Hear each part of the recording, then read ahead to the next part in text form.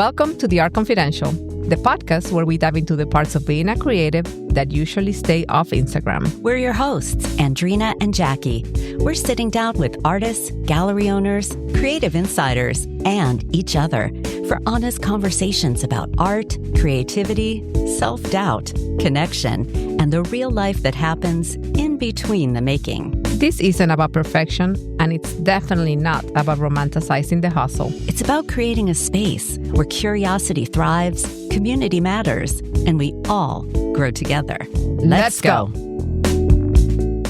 Okay, I'm going to ask some questions for Andreina so you guys get to know her a little bit better. Okay, so if somebody only knows you from your art or social media, what would they totally misunderstand about you? I think if people know me just from social media, they would think I'm like really confident and I know what I'm doing, that I wake up and I immediately just know what I'm going to paint. And when I get in front of the easel, it just kind of flows easily. And that's definitely not the case. I struggle just like everybody else. I have ideas that suck once I get in front of the easel. And most days I feel like I'm just trying things out. And sometimes it works and sometimes it doesn't. I think a lot of people don't see that back and forth when I'm second guessing myself.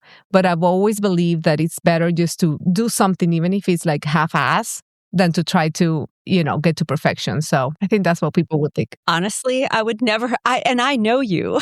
So that's surprising to me. When I feel like you just like wake up, you're just so prolific and confident. So I would not know that about you. That's another thing people would probably mistake. They think I'm prolific and I'm really not. I really waste so much time. Like, I've never let my husband look at my Instagram stats because he would be appalled if he saw how much time I waste on Instagram.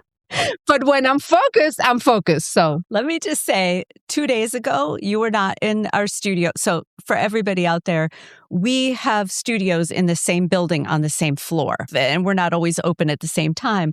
So Alec and I, my husband, we went over to see on your side, and there was an easel with this like incredibly large bear painting. Fantastic. And Molly, who's one of your studio mates, came over and she goes, "Can you believe Andreina just started this in one day?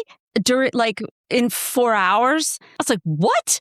That would take me like 4 weeks to do. I know. Unbelievable. But when I'm focused. It just takes me a second to get there. But once I get there, it's like, watch out. She's like a ball of fire.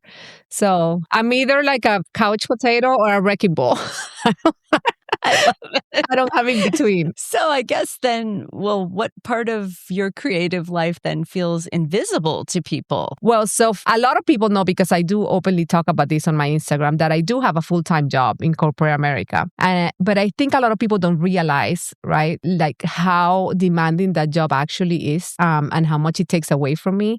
And people think, I need to have the perfect, 4-hour time chunk to paint, or the perfect studio, or the perfect, situation. And for me, not having that time chunk that I dreamt about, especially when my kids were little, right? It's forced me to use what I have. So if I have 15 minutes before making dinner after I finish work, I get to it and that's it. I'm going to make the best out of it. And it's forced me to step away from being a perfectionist. I never strive for perfection.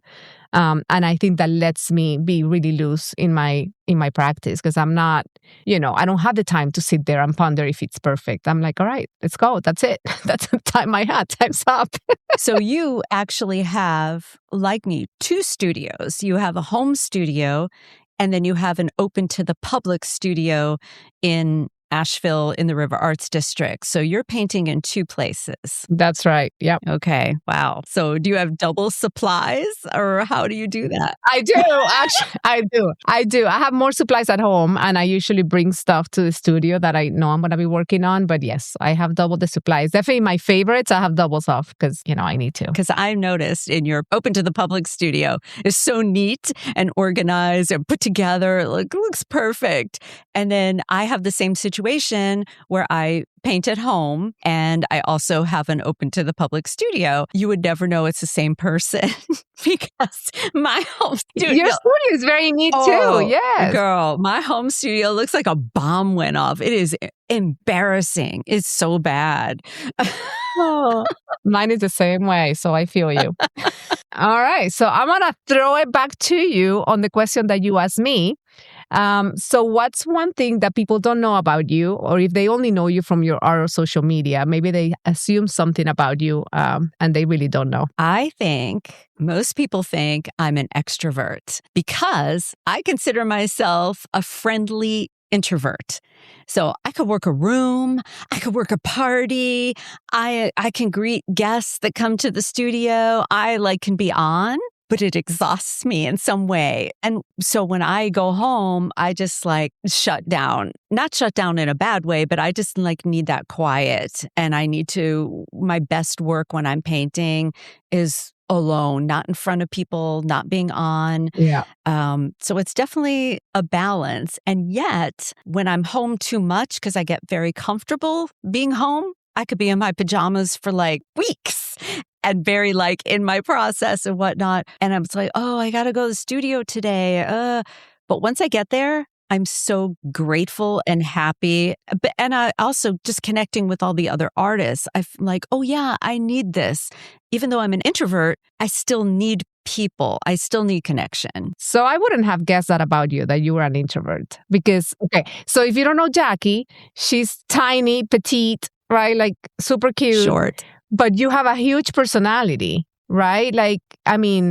Everything about you to me screams extrovert. You're friendly, you're open. So I definitely would not have guessed that about you. Thank So you. that's interesting. I do feel like I'm kind of the same way. I also think with age, I've gotten more introverted. Really? Than in my younger years. Yeah, for sure. I don't know. It's maybe the middle age. I'm just more tired. So what does creating cost you emotionally that nobody sees? Ooh, that nobody sees. Okay. I think people think I'm really confident, but there is a constant self-evaluation, wondering if I'm growing enough, if I'm evolving enough, if I'm even keeping up with my older work, if that makes sense. Yeah. I think, I started on Instagram, oh my gosh, years ago, before there was an algorithm. There were no reels. There was nothing. It was just post a picture. So I kind of grew organically, being kind of just who I am because I didn't think anybody was there. If that makes sense. Oh, they're there. They're watching now, you.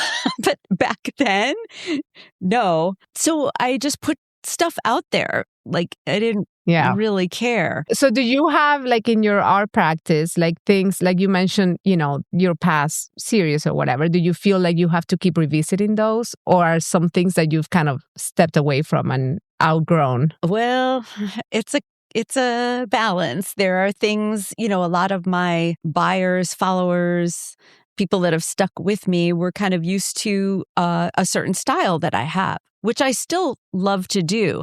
But I kind of feel that I might have expanded not beyond, but just have changed my interest.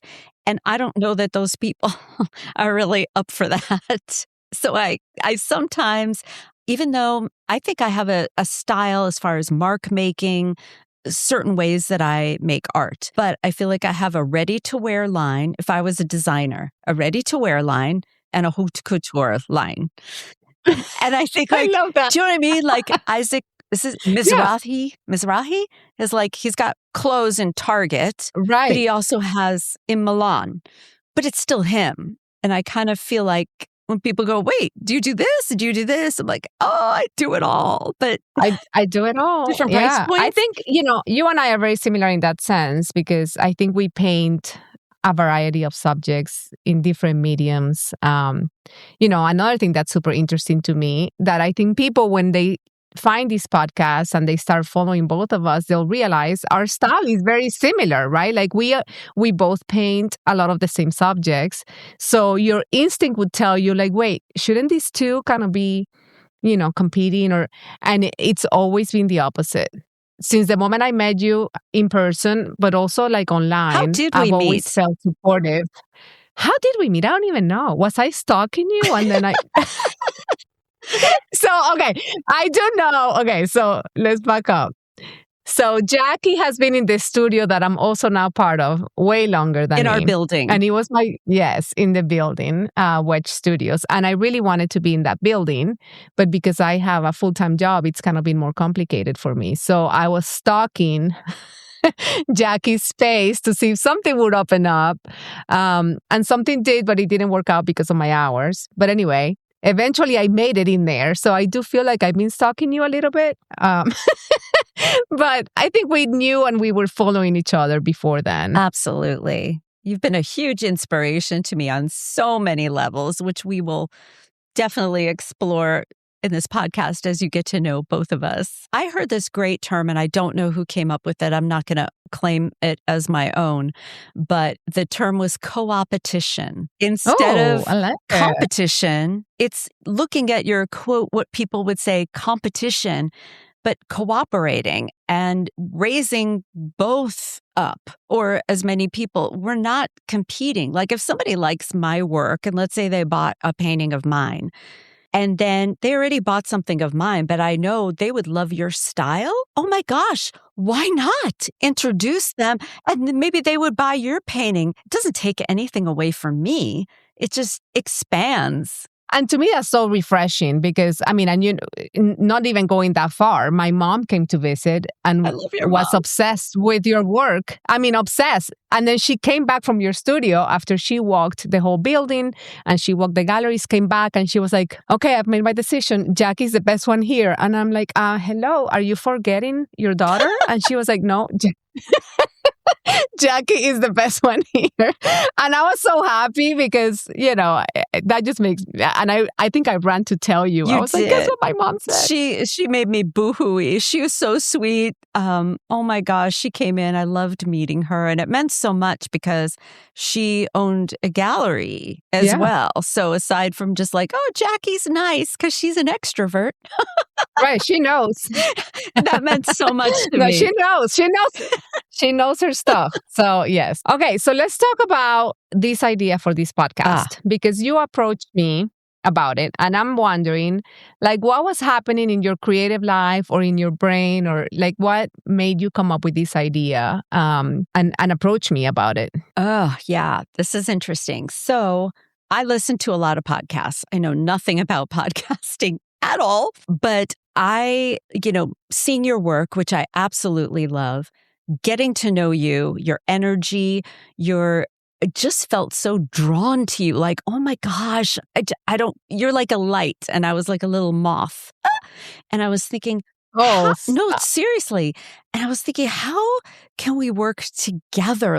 And then it literally, and the other thing was, I was talking to the president of our River Arts District community. And I was saying, I never had a mentor. I would love a mentor. But also, I'm not at the beginning of my career, but I'm super not where I want to be. And I was thinking, I want to be a mentor, but I also want a mentor. There's so much I don't know. So kind of filling in the blanks, I'm like, how do I get access or how do I get to meet people that could help me? But then how can I also pay it forward and help them?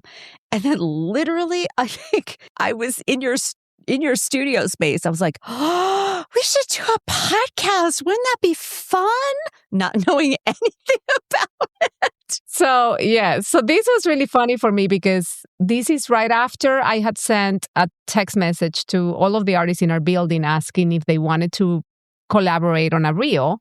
And many didn't, which is fine, but you did. And then you texted me separately and you said, I have an idea that I want to do together. And I thought, maybe she wants to do a cute reel. This will be so much fun.